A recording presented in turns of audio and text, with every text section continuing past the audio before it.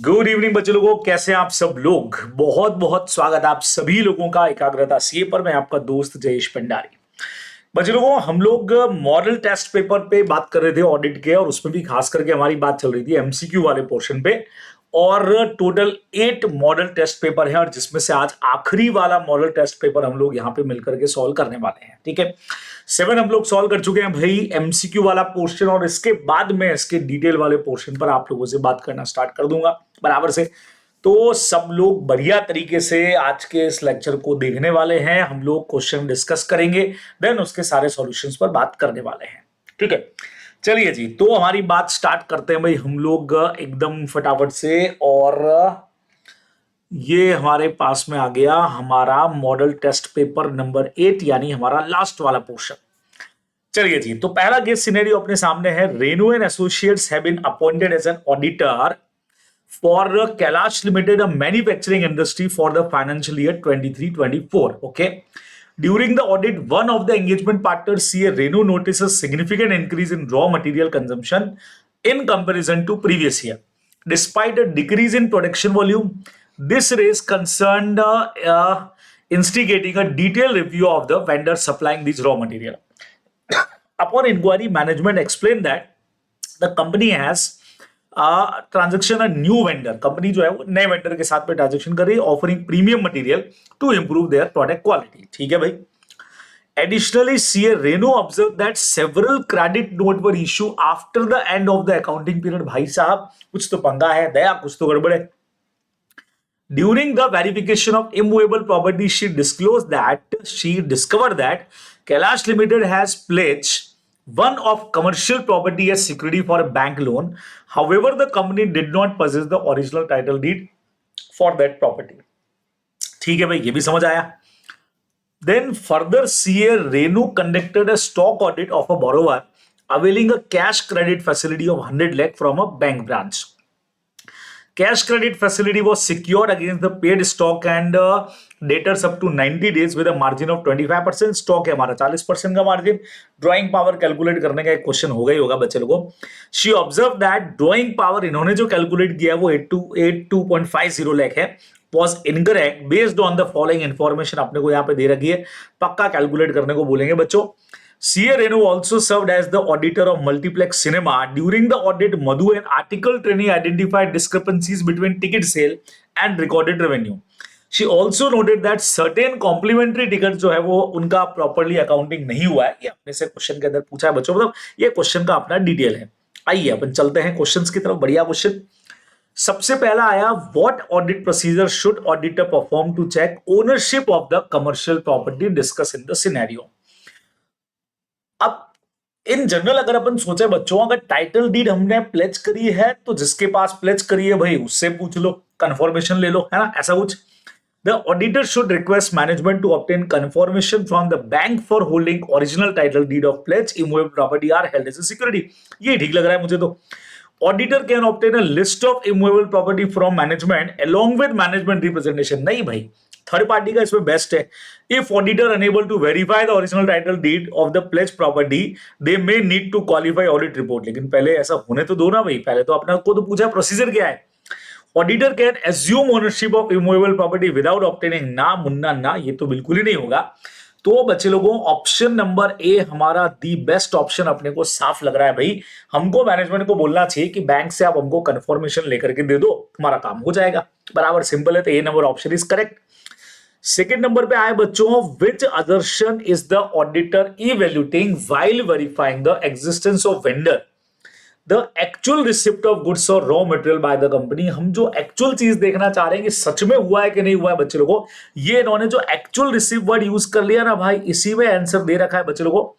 आप लोग जानते हो एक्चुअली ट्रांजेक्शन को चेक करना है, इट्स कॉल्ड अकरेंस। बराबर से, तो ऑप्शन नंबर ए हमारा जो है वो बिल्कुल प्रॉपर जाएगा। बराबर, जैसे वहां बैलेंस शीट में अपना मटेरियल में अपना एग्जिस्टेंस होता है, वैसे यहाँ पे अकरेंस है। बढ़िया।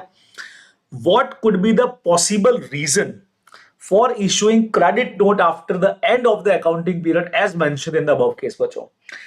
अब हुआ ये होगा कि जैसे मैंने कहा भी था कि सेल आपने इस साल की ज्यादा दिखा दी होगी और अगले साल वापस शुरुआत में सेल्स रिटर्न शो कर दिया होगा, यही होता है। मैंने आपको ऐसे बहुत एग्जांपल दे रखे क्लास में भी। तो fictitious sales by the sales team to meet target and cancel out those sales later with a credit note. ये देखो फेक सेल करी होगी. Ensuring necessary correction reflected ना. When issue arise that lead to customer dissatisfaction, credit note may be issued to resolve dispute and such adjustment may be made based on negotiation और changes. जी नहीं, साफ दिख रहा है कि फिक्टिशियस सेल्स बढ़ा दी होगी पहले तो, और देन बाद में उसको कैंसिल करने के लिए सेल्स रिटर्न दिखा दिया बच्चों. थर्ड का ए नंबर ऑप्शन हमारा बिल्कुल सही जाता दिखता है, अपने को ध्यान में रखना चाहिए. ठीक है, नंबर 4 पे चलें. What procedure should the auditor perform to reconcile discrepancies in the ticket sale का जो डिफरेंस दिख रहा है भाई, उसके लिए ऑडिटर को एक्चुअल में करना क्या चाहिए? तो कंपेयर करना चाहिए issue ticket stubs with recorded online sales data. वो जो था ना, कंसेशन पे कुछ किया है, rely on management estimate, ignore complimentary ticket record, नहीं वो तो नहीं कर सकते. Verify only cash sales not online transaction. अच्छा, इसमें ऑनलाइन वाला चीज है, कुछ को कॉम्प्लीमेंट्री इशू कर दिया. तो फोर्थ का बच्चे लोगों को क्या सही लगता है? आपने जो कंपेयर करना चाहिए इशू टिकट जो स्टब्स थे, जो उनका रिसिप्ट बचा हुआ है, रिकॉर्डेड ऑनलाइन सेल्स डेटा जो है, एक्चुअल में यही होना चाहिए जिससे अपने को डिस्क्रिपेंसीज पता लगे कि भाई कितने आपने उनको इशू किए जो कॉम्प्लीमेंट्री वाले थे, है ना. तो ए नंबर ऑप्शन जो है वो इसका बिल्कुल ठीक लगता है अपने को. नाउ जैसा मैंने आपको कहा था ड्राइंग पावर कैलकुलेट करने के लिए बोल दिया बच्चे लोगों, तो ड्राइंग पावर कैलकुलेट करने के लिए तो भाई अपने को काम करना पड़ेगा.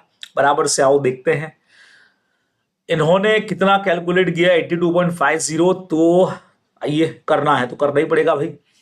सबसे पहले बच्चों वैल्यू ऑफ स्टॉक दे रखा है 125 का, जिसमें से जो स्टॉक डैमेज है 5 उसको माइनस करो, बच गया हमारा 120. ठीक है, अब क्रेडिटर फॉर गुड 50 के हैं, इसको भी अपने को माइनस करना पड़ेगा, तो बच जाएंगे हमारे पास में कितने, 70. अब 70 में से स्टॉक के लिए मार्जिन बच्चों इन्होंने बोला हुआ है 25% का. भाई साहब अपना मैथ्स तो कमजोर है भाई, तो अपने को तो कैलकुलेट करके देखना पड़ेगा.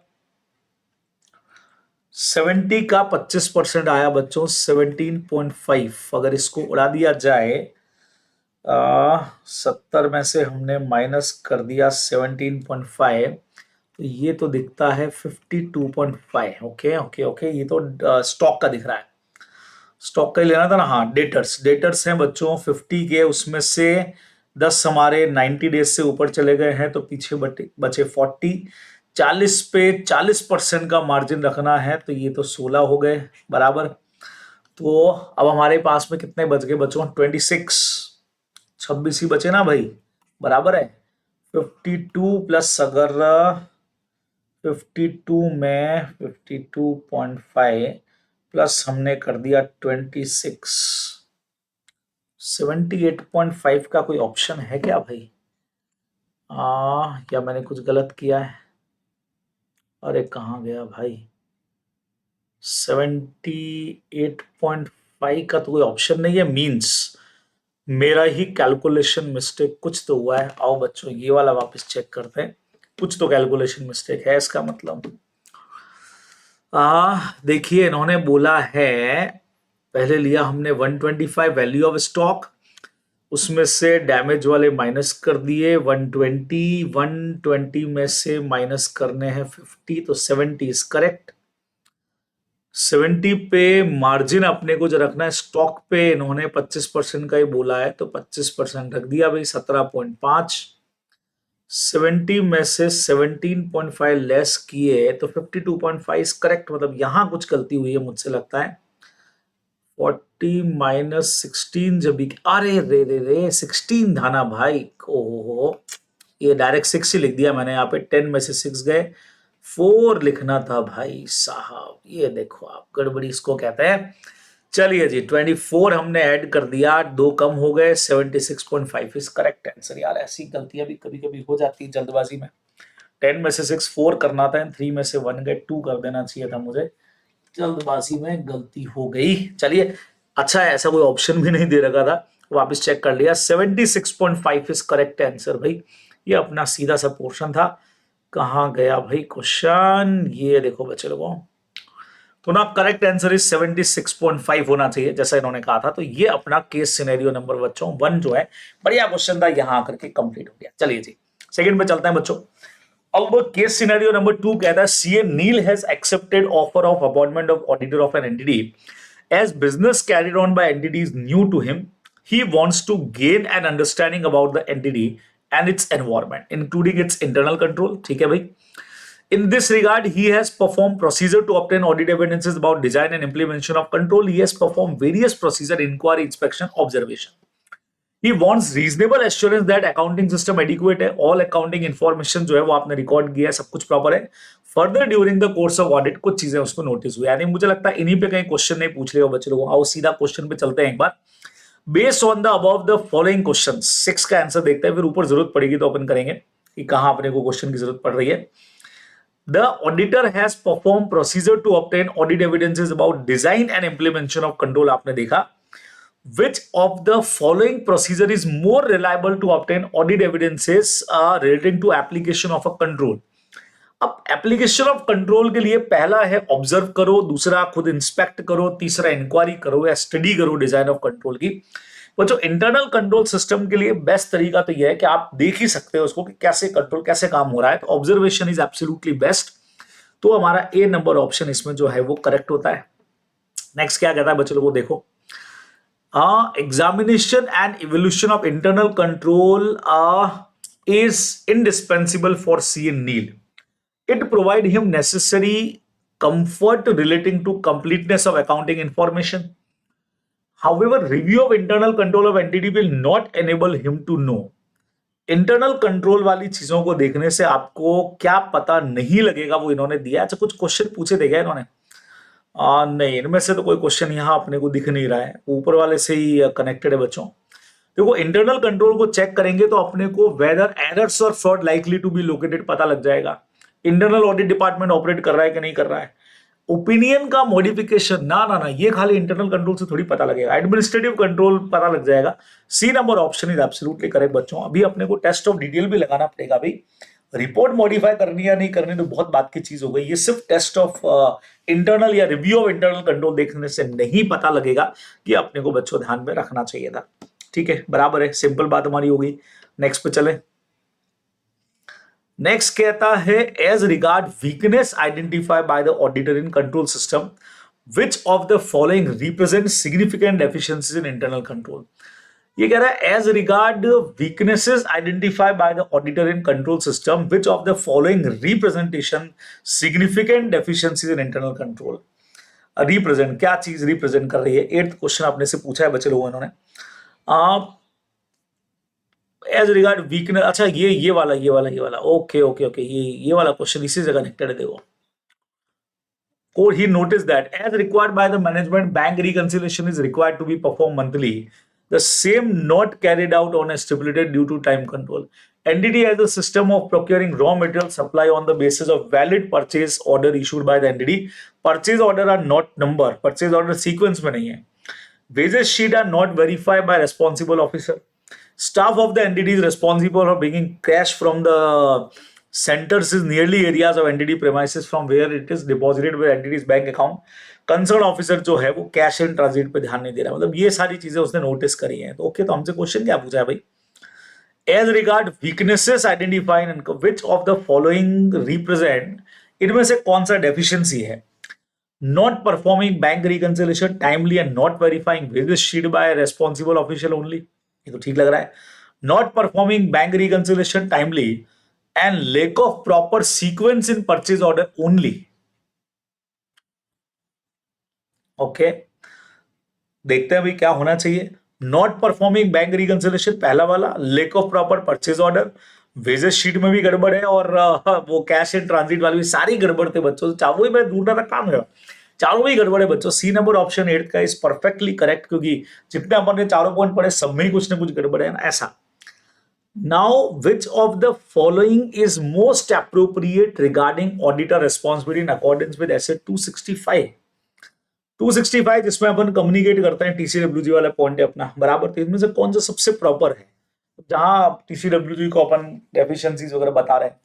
Which of the following is most to communicate significant deficiencies in internal control, significant deficiencies along with explanation, significant deficiency along with explanation to their potential effect, to provide sufficient information to understand context of communication to management, और उस पर opinion. देखो बाकी सब तो C point में सही है बच्चों, लेकिन इसमें हम अपनी ओपिनियन नहीं देते, बाकी सब तो ठीक है, पहला भी ठीक है, इफेक्ट्स भी बताना ठीक है, अंडरस्टैंड करने के लिए इंफॉर्मेशन देना भी ठीक है। हमारा ओपिनियन एज एन ऑडिटर सिर्फ फाइनेंशियल स्टेटमेंट पे होगा, न कि इंटरनल कंट्रोल पे। तो यहां तक का पोर्शन मुझे सही लग रहा है और यहां तक का पोर्शन अगले वाले में है, बाकी वाला पोर्शन अगले वाले में कट है, इसलिए ऑप्शन नंबर डी करेक्ट जाएगा बच्चों। इंटरनल कंट्रोल सिस्टम पे ओपिनियन देना हमारा काम नहीं है, डेफिशिएंसीज बता देंगे, एक्सप्लेनेशन दे देंगे, रीजंस दे देंगे, वो सब बता देंगे, लेकिन ओपिनियन देना उस पर ही हमारा काम है ही नहीं। तो ये अपने को केस सिनेरियो में ध्यान में रखना है। बढ़िया भाई, अगले केस सिनेरियो पे पहुंच गए बच्चों लोगों को। नंबर थर्ड, 9 क्वेश्चन हम लोगों ने कर लिए हैं, 6 क्वेश्चन लगभग हमारे बचे हुए हैं, 3 1 3 4 इससे होंगे और 13 14 15 हमेशा की तरह जनरल एमसीक्यू होगा बच्चों, जो अपन हमेशा करते हैं। आइए, Hill Limited, a company engaged in the business of tracking essentials, appointed CA Gagan as the auditor for the year. ठीक है, due to the large volume of transaction of company, the audit engagement team of CA Gagan realized that it would not be feasible to audit each transaction separately during the financial year. इसलिए वो sampling करना चाह रहे हैं। Techniques में है, अरे वाह, ये तो मेरे ख्याल से टेक्निक्स पे क्वेश्चन पूछा होगा, बताओ किसमें कौन सी लग रही है। Random number table were use for selection of sample for power telephone fuel. No structured method use किया स्टेशनरी के लिए, मतलब हेफाजात हो सकता है। Transaction exceeding 8,000 were selected for travel expenses, monetary वाला तो नहीं कहीं है। First 200 sale invoices of the sale book for monthly of July were selected, block sampling लग रहा है ये तो।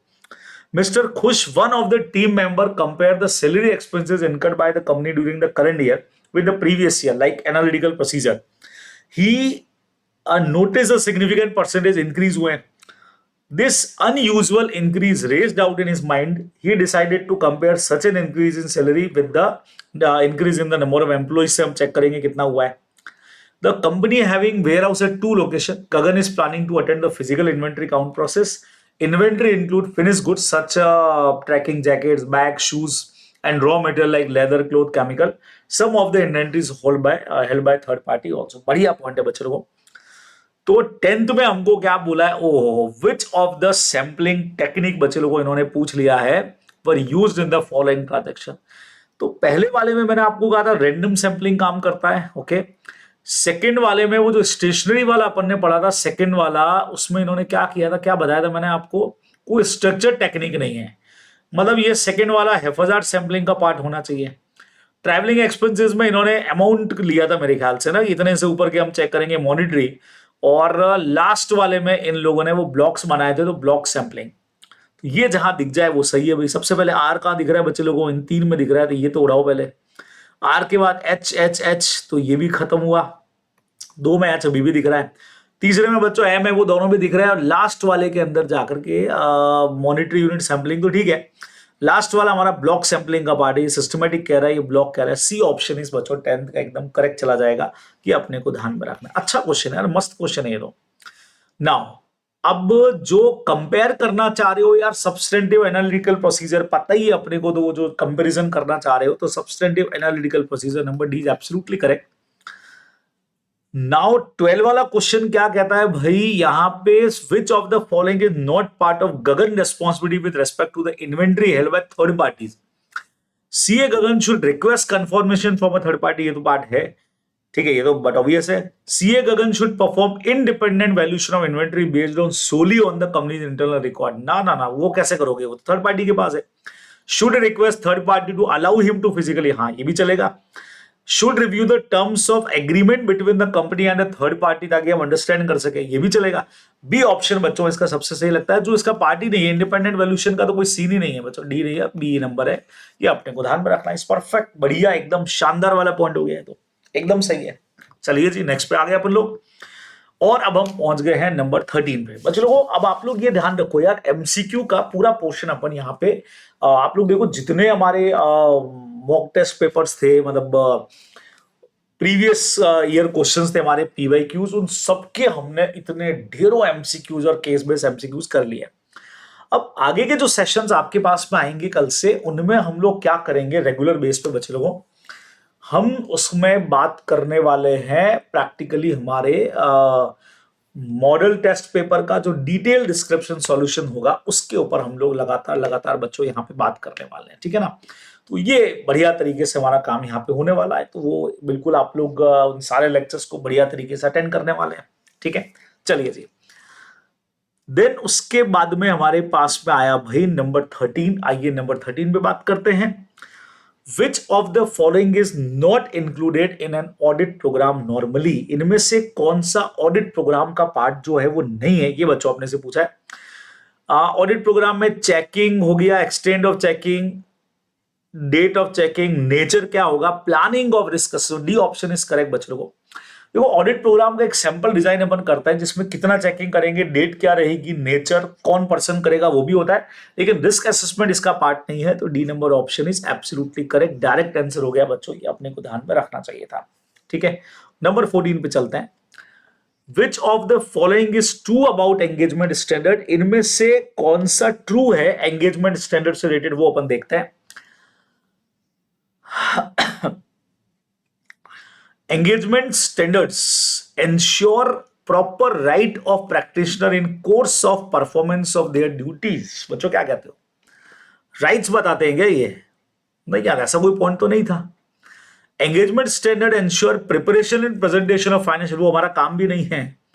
Engagement standard uniformity ensure uniformity by the practitioner in course of audit, ये यूनिफॉर्मिटी वाला पॉइंट तो है बेनिफिट्स में, ये सही लग रहा है मुझे। तो ये सेविंग करते हैं रिसोर्स ऑफ क्लाइंट, सवाल ही नहीं बचे लोगों। सी नंबर ऑप्शन हमारा 14 का एकदम सही जाने वाला है, अपन ध्यान रखेंगे।